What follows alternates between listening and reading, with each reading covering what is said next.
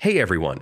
Today I'm going to show you how to use the calendar view in Notion, the full step-by-step guide for 2026. If you're managing tasks, projects, or just keeping track of events, the calendar view is super helpful because it makes your schedule visual and easy to follow. So yeah, let's get started. First, open your Notion page and go to the database where you want a calendar. If you don't have a calendar yet, click plus Add a view at the top. Select Calendar as the view type. Give it a name like Tasks Calendar or Project Timeline, and hit Create. Now you have a blank calendar ready to use. To add an item, click on any date. A new page pops up where you can type your task, event, or note. You can also set properties like tags, status, or priority. These will help you stay organized. Click the item anytime to edit, and Notion saves automatically, so no need to worry about losing your work.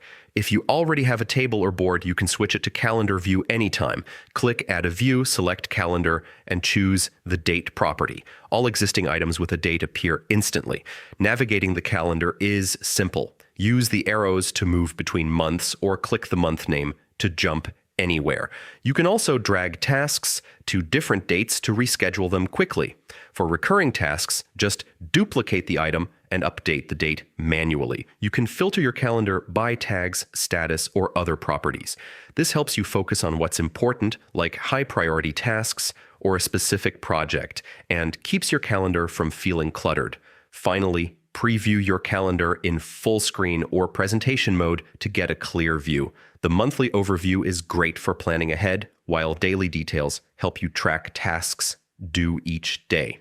So yeah, that's the full 2026 guide to using the calendar view in Notion. Once you get the hang of it, it's an awesome way to stay organized, plan efficiently, and make sure nothing falls through the cracks. If this tutorial helped you, don't forget to like, share, and subscribe for more step-by-step guides. Thanks for watching, and happy organizing in Notion. Hello, everyone.